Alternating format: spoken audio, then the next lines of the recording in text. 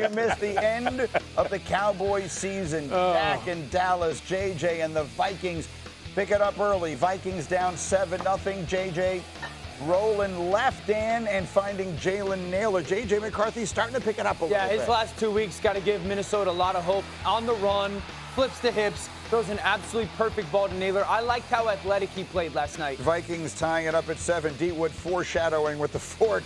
C.D. Lamb back from the concussion. Danny had another huge day. Yeah, we call this a 3-level play-action pass. This is something Cowboys love to do. Deep shot, intermediate shot, shallow shot. Dak does a good job with it, and then they find a way to punch in. I actually thought their offense started very hot in this game. Yeah, so they're up 14-7, and everything is rolling, and now we got the second quarter. We got the Vikings down 14-7. Hey, Rex, where's the defense on this play? Oh, my. I have no idea. It certainly is not in Dallas. It might have been in Minnesota, but the game was in Dallas. I'm not sure what the coverage was. And then watch J.J. McCarthy with the celly. Yeah, easy here, big dog. Before he gets in. The head coach didn't like that celebration. That's correct. Yeah. Kevin O'Connell didn't like it. Not sure I liked it either, but one way or another, we're tied at 17 at the half. Now, fourth quarter, Cowboys down 1. Dak back to throw. The defense, Danny's going to get there. Yeah, one of the storylines for Dallas this year has been the lack of protection on the perimeter. Both tackles have really struggled. Aubrey has been so good all year. This is from 59 yards for the lead, and it's no good. He's human? He missed two. Did I lose my fantasy game last night because of that? He missed 2 kicks yesterday. So the Vikings get it back, and then quickly they go to work. It's McCarthy again. It's Naylor again. Yeah, really good job getting into a stack. Naylor stems inside, breaks away from man coverage, ball out front. Cowboys next drive. Desperation time, Shoddy and company, 4th and 7. This is for the ball game. Dak doing what he can, but it's short of the sticks. They turn it over, and that's it, and that's all. Vikings go on to win it 34-26. The Cowboys, who've been so good at home all year long, are officially eliminated from the wild card race. Their only playoff hopes are down to a singular path. They need to win out. They need the Eagles to lose out. The Eagles have 2 games against the Commanders remaining. So our analytics give this a 0.5% chance of happening. Jerry Jones, however, still holding out a sliver of hope. I don't know how to describe a miracle. I know that it would take a very tight circumstances to get us in. And when we expected that, we thought we'd have to win out to have a little room, but not a lot. Now, of course, I know how to count. Yeah, we love you, Jerry, but it's over. The Cowboys season is done. D. Wood's got the large fork. And I'm actually going to have Rex start this one here. If we're going to pinpoint where the Cowboys went wrong in a season that had its ups and downs and had moments where it felt good, what's their problem? Their defense. I mean, 100%. Yeah. This is a Super Bowl caliber offense. We've seen it all year. But this defense stinks. They made J.J. McCarthy look like Fran Tarkenton. and he's been on the struggle bus all season. Yeah. But, again, look, guys, how do you get this open? The National Football League. It shouldn't happen. And here's the issue right here. You know, you came in, they're physically, they're not what they were. Obviously, they moved on from Parsons, but you make some trades that help your team, okay? However, I don't know what it is, whether it's the scheme or the fact, like you're either coaching it or allowing it to happen. There's guys, free runners on all over the place. Let me give you a little stat here. The Cowboys right now have averaged 29 points per game. Allowed. Okay? No, that's or scored. On offense. On offense. This time, it'll be the 4th time in the last 30 years that a team that scores 29 points doesn't make the playoffs. Oh. Now, who the hell is this on? This is on your defense. They've absolutely stink. I've called them the Doomsday defense all season long. And guess what? The Doomsday defense is going to keep your team parked there for the playoffs, because no way in hell you're getting in. And so what are you thinking about, Dan, as we consider their future? Yeah, can they keep George Pickens would probably be the starting point for me. Right now, the Cowboys are $37 million over the cap. Everyone's going to go, they'll franchise tag him. Franchise tag is probably somewhere between $27 to $29 million. They're going to have to restructure everybody once again, kick the can down once again, and I'll be interested to see if they can find a way to financially make it all work and keep that star receiver. There's a way. They've already gone through it, and they know exactly what they're going to do financially to clear out the cap space. They do have less flexibility than others, but they can get it done. $37 million over the cap. Terrence Steele. We got there's names. It's not. It's They'll not find a way, is what you're saying. Dak restructures. But the larger point. Look, the Dallas. I want to thank them. Yeah. They gave us more than we deserved. They lived longer than we thought we would. They gave us more life, more happiness. We salute them. Yeah. We thank them for all their contributions to get up this season. Yeah, I mean, Stephen A. will come in dancing today because they didn't fall apart. They did. They gave you a few weeks. They gave you that little hope, and then it fell off. What is it? Big pronouncement on the Cowboys today, D. Wood. I mean, they're done. Yeah. And listen, Rex is right. You know, when you don't have, you got to play defense in this league. Yep. You got to play defense. You talk about all these teams in the NFC, the Rams, the Seahawks, and all. They all play defense. Mm-hmm. Look at the 49ers. Look at the injuries the 49ers have. And they're right at the top of the NFC as well. Why? Because these teams play defense, and the Dallas Cowboys don't. And they're going to be watching the postseason. It's not always about, the individual player, especially on defense. It's about how you play collectively. And that's what they don't get. They have some star individual. This guy plays really well. This guy plays really well. How do you play together? That's what defenses are all about. And to me, they missed the picture. Something's missing there, and we saw it from jump.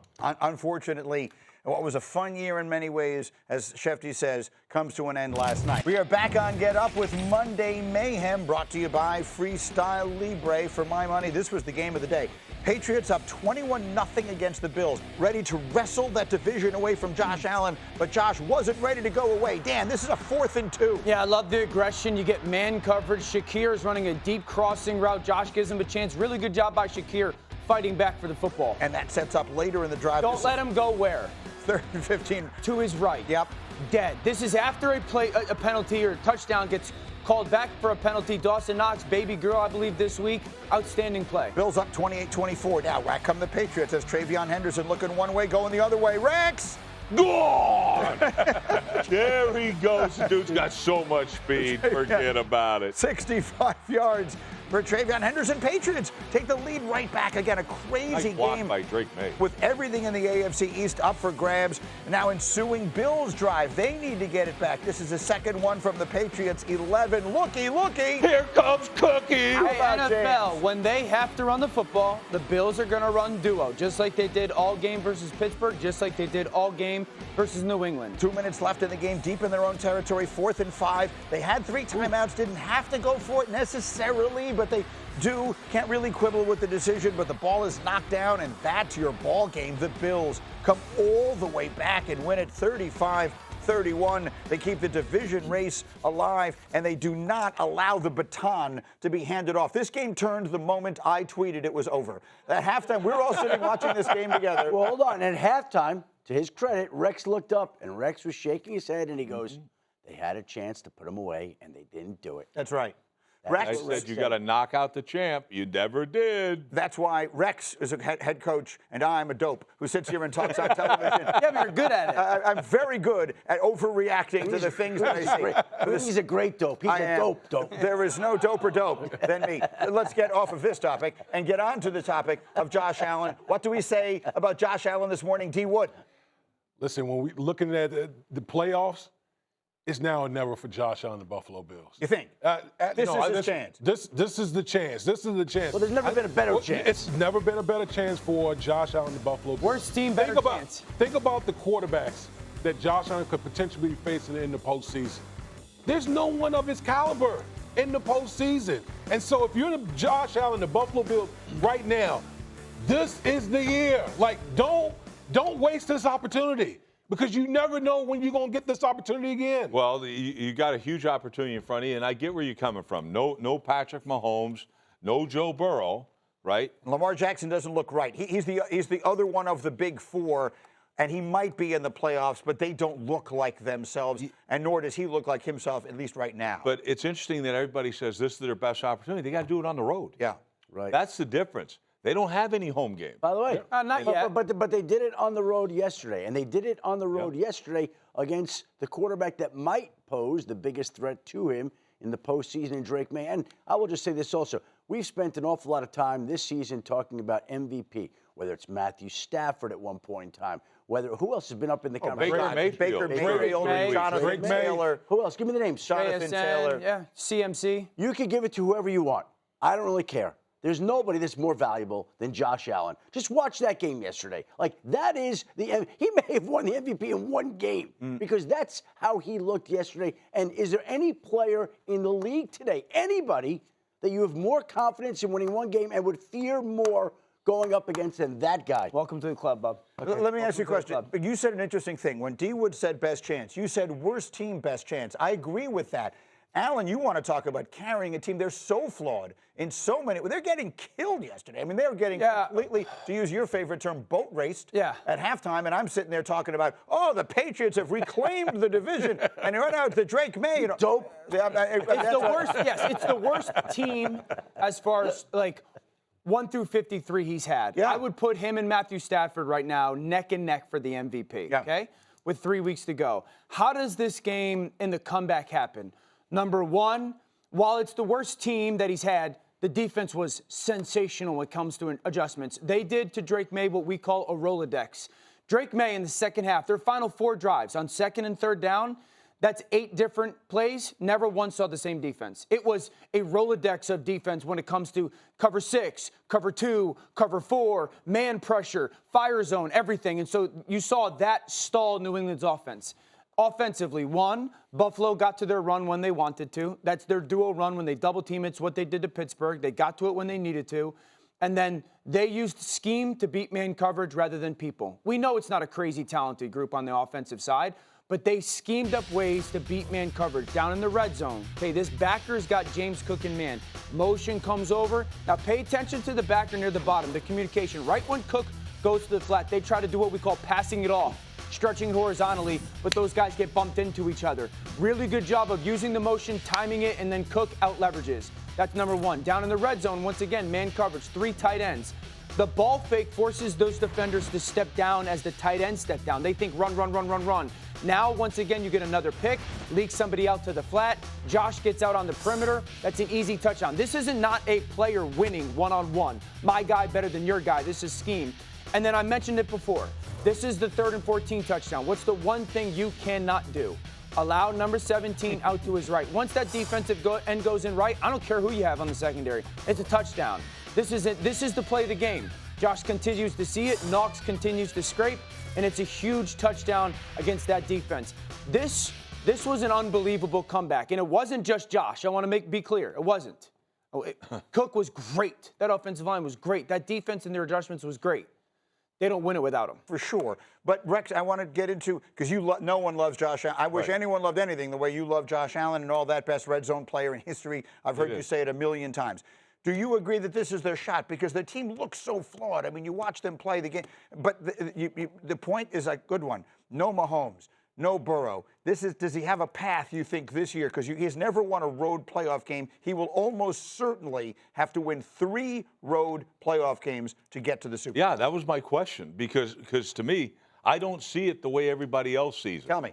Because I think they have such a home field advantage when Josh, at least they host 1 game. Mm-hmm. And now you're going to have to go on the road for 3 games with this defense that, quite honestly, can't stop a nosebleed when you are committed to running the football. So, to me, I don't see it that way. Look, they're always going to have a chance to win the Super Bowl because of this guy at quarterback.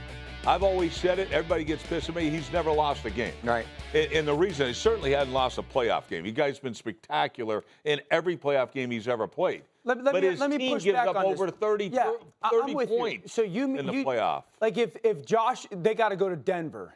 You don't think that team's good enough to go beat Denver?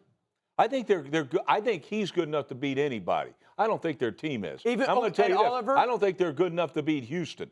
I don't think so. I think Houston's the team that you better worry about. I don't disagree. And to me, I'm just like this. I don't see it the way everybody else sees it. Yeah. This guy right here is spectacular. He's got the best quarterback that's playing. I get it. So how do you see it? You see it that they can't win 3 on the road? I don't think they will. No, I don't. And I love that's my favorite player. Because of the defense is what you're saying. Because of the defense and the fact I don't think they have the talent outside that's going to scare. You think Houston's going to be afraid of them? They sacked them 7 times when they played them. Yeah. Houston. And you got to, by the way, go back to Houston and play them again. So to me, I don't know. Every game has to go on the road. I think is a tough deal. Here's the one thing. I'm just thinking back over Super Bowl history in previous years, and sometimes there's a team like the New York Giants in 2007 that gets on a roll on the road, and they have the one guy that can help you get on a roll. I don't know that they can do it. I can tell you right now, in the last 15 years, there have been 2 wild card teams to make the Super Bowl in the last 15 years. Aaron Rodgers was the quarterback of one. Tom Brady was the quarterback of the other. He fits. Could he do it? Yes, he's in that mold. So could he get there? Yes. So the road is both the easiest and the most challenging that he will ever have to face.